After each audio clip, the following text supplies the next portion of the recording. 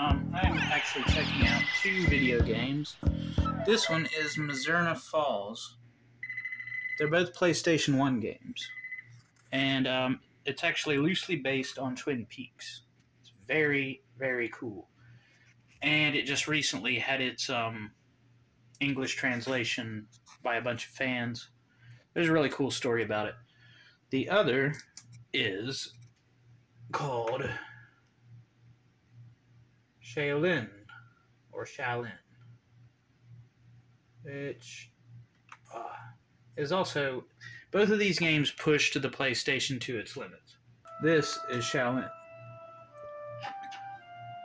Smart student, as you train and travel, visiting different temples and beating the crap out of their students. But what makes it unique is that you actually follow the entire life of your character. When you start out, you are 10 years old, and over the course of the game, your knowledge and body grows until you reach the end of your life. I absolutely love this aspect. Now, becoming an old man or an old woman is actually really hard.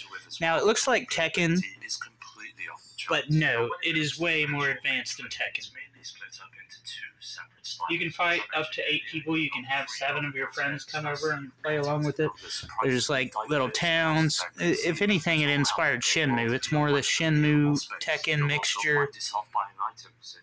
And it's an RPG. Yeah, see, you can fight a shitload of people. You can switch which ones. You have different fighting styles. It's freaking amazing. In Mizzurna Falls, you can drive a car. The time actually stays the same, so all the characters in the story are on a time sequence. I'm just recording straight off my screen.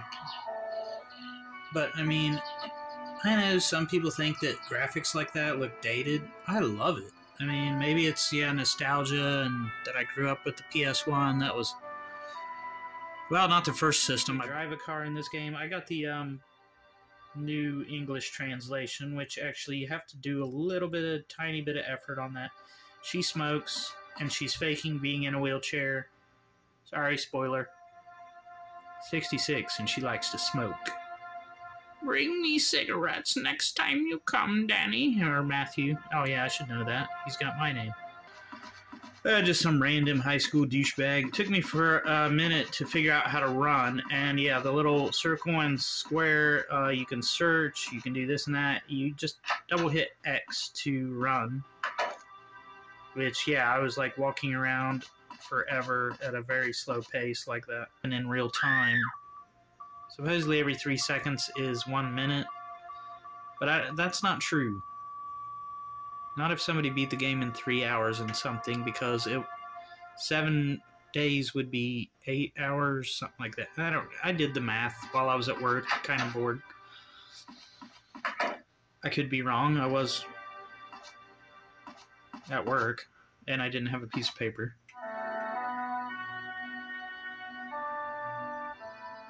Alright, get into your car. I want to show the car stuff. It actually does have really good driving mechanics. I was so surprised whenever I jumped in the freaking Volkswagen Beetle. Oh, never mind. He's going to do some more running around. Oh, maybe his day ended. That's what happened to me a little bit earlier than that. Look at those graphics. I love it. It's fantastic.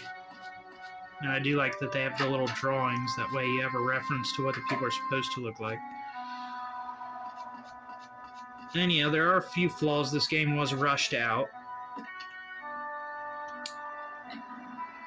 But yeah, the car mechanics are actually, I mean, you just bounce off of other cars.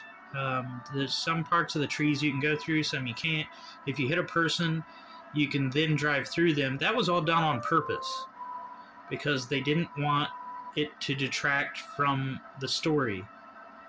It's not a car game. It's not a crash, smash 'em up derby. It's not a hit people in the road Grand Theft Auto. Although I would say this is the only thing that's really a predecessor to that, or one of the few, because you can free roam on a PlayStation 1 game. It's amazing.